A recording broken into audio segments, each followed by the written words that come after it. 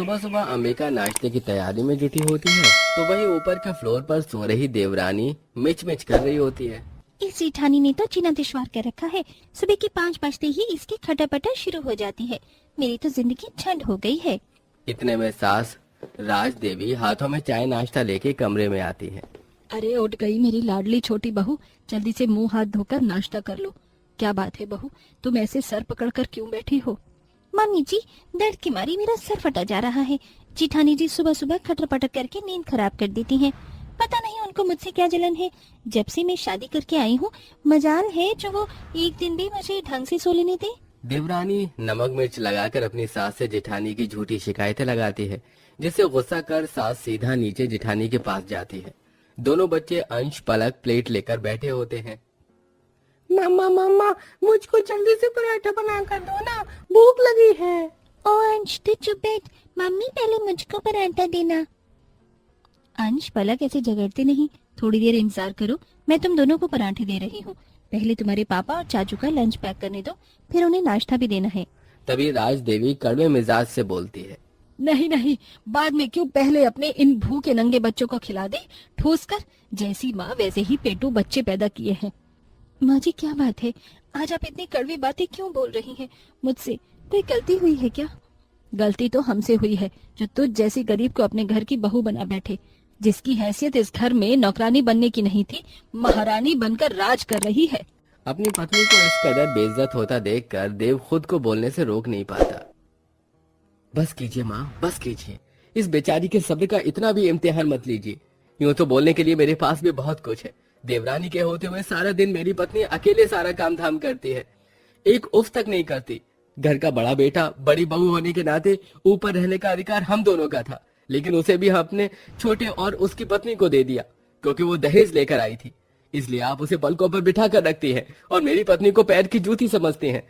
माँ, छोटा मुंह बड़ी बात, लेकिन आप ऐसा करके दोनों देवरानी जेठानी के बीच में भेदभाव नहीं कर रही तो क्या कर रही हैं? रंजिश का माहौल देखकर चंट चालू देवरानी मौके का फायदा उठाते हुए आग में घी डालने का काम करती है। देख लीजिए, इसे कहते हैं असली जोरू का कलाम सासू माँ। ये करीब जेठानी एक नंबर की तेज तर्रार है।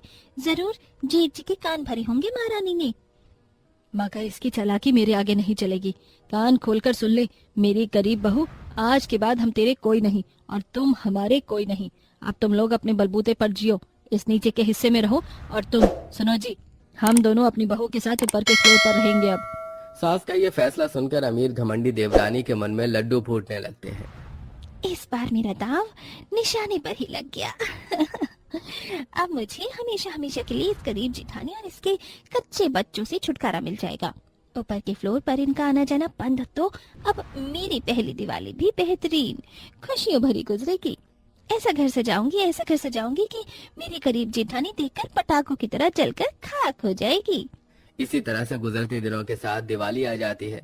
देवरानी फेस पैक लगाकर बैठी थी, तभी सास उसके पास आती है। वैदेही बहू, दिवाली का त्योहार आने वाला है। मैं सोच रही हूँ हम दोनों सास बहू आज से ही दिवाली की साफ सफाई शुरू कर दें, फिर सजावट भी तो करनी होगी। इस पर देवरानी घमंड में बोलती है। क्या कहा आपने मम्मी जी? मैं और दिवाली की सफाई करूं?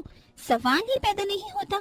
मेरे मम्मी डैडी के घर दिवाली की सफाई करने के लिए काम वाली बाई आती थी, तो आप दिवाली की सफाई के लिए काम वाली बाई लगवा लीजिए। बाकी दिवाली की डेकोरेशन मैं खुद कर लूंगी। देवरानी का घमंड भरा रवैया थोड़ी देर के लिए सास के मन में खटकता है, लेकिन वो काम वाली बाई लगवा लेती है। इधर जेठानी अकेली ही दिवाली की सफाई में नीचे जुटी होती है। बेचारी गरीब जेठानी नीचे के जिस जगह में रह रही थी, फर्श एकदम टूट चुका था। दीवार और छत में काफी ज्यादा सीलन आ चुकी थी, क्योंकि आखिर बार रंग पेंट तब हुआ था जब अंबिका शादी करके घर में आई थी, जबकि जिसे 8 साल बीत चुके थे, जबकि अमीर देवरानी के लिए हाल ही में नए कमरे तैयार किए गए थे। देव जी, क्यों नहीं इस बार हम भी नीचे वाले हिस्से में थोड़ा बहुत रंग पेंट करवा ले? देखिए ना, घर की दीवार का बिल्कुल रंग उतर चुका है, कितनी फीकी लग रही है।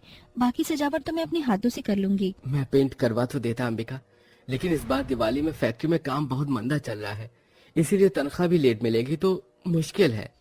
कोई बात नहीं जी, मैं कर लूंगी, इसी में आप चिंता मत कीजिए। नीचे के हिस्से की बदरंग हालत को देखकर अंबिका, जो कि गरीब लेकिन हर तरह से कुशल और हुनरबाज थी। वो गोबर लाकर पूरे आंगन को अच्छी तरह से लीप। तो वहीं घमंडी अमीर देवरानी ऊपर के मंजिल में महंगा रॉयल पेंट, वाल पुट्टी वगैरह करवा रही थी और सजावट के लिए महंगी महंगी लाइट्स लेकर आई थी। उसे चारों तरफ लगा देती है। अब लग रहा है ना मेरा फ्लोर बिल्कुल दुल्हन की तरह सजा हुआ। कितनी आलीशान डेकोरेशन की है मैंने दिवाली की। ये तो घर की साज सजावट हुई है। अभी तो मैं खुद ऐसा पार्लर से सजूंगी कि मेरी करीब जिठानी मुझे देखकर हाथ मलती रह जाएगी। एक बार कारीगरों का काम तो देख लूं, कमरों का रंग पेंट कैसे किया है। वैदेही कमरे में आती है, जहाँ कमरे में पीला कलर का पेंट होता देखकर वो पिन के अंदाज में बोलती है।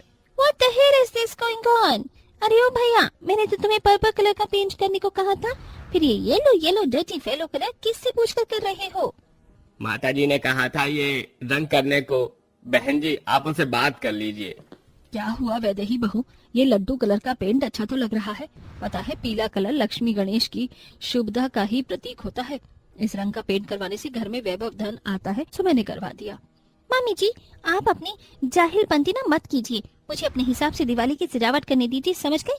ये मैं सब नहीं मानती हूँ। और एक बार मैं दिवाली की दावत में कोई पकवान नहीं बनाने वाली, क्योंकि मैंने ऑनलाइन बिरयानी ऑर्डर की है। मेरे फ्रेंड्स आने वाले हैं, सो आप किसी किस्म की चिक चिक मत कीजिएगा। इस बार सास को वैदेही का चाल चलन बर्दाश्त नहीं होता और वो झंड करते हुए बोलती है। बहू तो इस घर की लक्ष्मी है। दिवाली के दिन घर में घर की बहू अपने हाथों से लक्ष्मी पूजन करती है और पकवान बनाकर भोग लगाती है। अगर यही नहीं होगा तो ये दिवाली के साथ सजावट सब व्यर्थ है। तू अपने मन की ही कर, मैं नहीं रोकूंगी। मेरी गलती है जो मैंने अपने घर की लक्ष्मी को, अपनी बड़ी बहू को तेरे लिए त्याग दिया और तुझसे उम्मीद लगाई। हाँ तो चली क्यों नहीं जाती अपनी उस लक्ष्मी बहू के घर? जाओ, जाकर नीचे सड़ो, आप भी उनके साथ। जा रही हूँ बहू, चलो जी। चलो भगवान, चलते हैं। आंखों में आंसू लेकर सास ससुर राज देवी और हरी मुरारी देवरानी के ऊपर वाले फ्लोर से नीचे जेठानी के घर आते हैं। छोटी दिवाली का दिन होता है। अंबिका के घर में महंगी लाइट भले नहीं लगी थी, लेकिन मिट्टी के दिए उसके घर को खूबसूरत बना रही थी। चौखट पर लगा आम पत्तों का तोरण और गेंदे के फूलों की लड़ियों से घर किसी शादी समारोह वाले घर जितना सुंदर लग रहा था, मानो उस घर में माँ लक्ष्मी का वास हो। और वो आंखें बिछाई अपनी सास ससुर के आने का इंतजार ही कर रही थी। उसके मन में दुख था। देव जी, ये दिवाली की साज सजावट, ये पकवान है, मिठाइयाँ, सब कुछ माँ जी और बाबूजी के बिना अधूरा सा लग रहा है। काश वो थोड़ी देर के लिए ही नीचे आ जाते। तभी रोते हुए लहजे से सास बोलती है। आ तो गए हम तेरे घर में बहू, अब हम साथ मिलकर दिवाली मनाएंगे यही नीचे। अपने सास ससुर को देखकर गरीब जेठानी फूली नहीं समाती। उसकी आंखों से खुशियों के आंसू बहने लगते हैं। माँ जी, बाबूजी, आप दोनों यहाँ मुझ गरीब के घर में पधारे हैं। धन्य भाग है मेरे, बैठिए ना। गरीब जेठानी की जितनी क्षमता और सामर्थ्य होती है, उतने में वो अपने सास ससुर का भरा पूरा स्वागत सत्कार करती है। यूं ही अब दिवाली का दिन भी आ जाता है, जहां अमीर देवरानी का आलीशान ऊपर वाला मंजिला दिवाली की महंगी महंगी बड़ी लाइटों से जगमगा रहा था, लेकिन फिर भी अकेली थी। वहां दिखावटी माहौल था। उसने घमंड में पार्टी के लिए आस पड़ोस वालों को तो बुलाया था, लेकिन एक बार भी अपनी गरीब जेठानी के नीचे वाले हिस्से में झांकने भी नहीं आई थी। जहां ऊपर दिखावटी माहौल छाया हुआ था, तो वहीं नीचे जेठानी के हिस्से में दिवाली की कथा पूजा चल रही थी।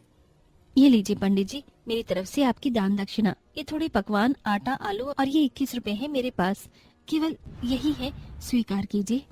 तभी देवरानी घमंड से थाली भरकर महंगी मिठाइयाँ, पकवान, फल, कपड़े और रुपए लेके आती है और सीढ़ी पर खड़ी होकर अहंकार से कहती है।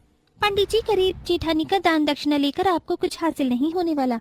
ये देखिए, मेरे पास आपको देने के लिए बहुत कुछ है।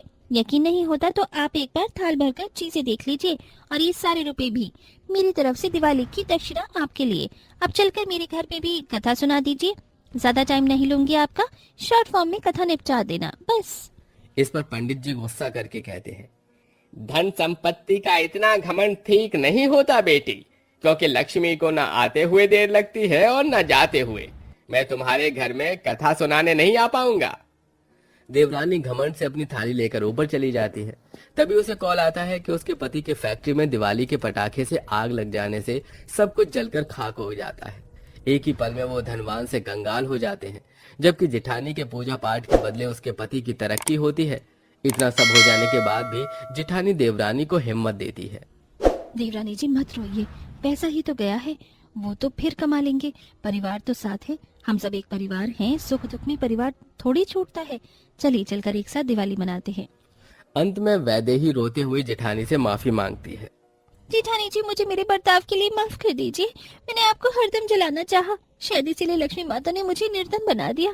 लेकिन अब मुझे परिवार से बढ़कर कुछ नहीं चाहिए। अंत में दोनों देवरानी जेठानी एक साथ मिलकर लक्ष्मी पूजन करती हैं। पूरे घर में घी के दिए जलाकर मिठाई खिलाती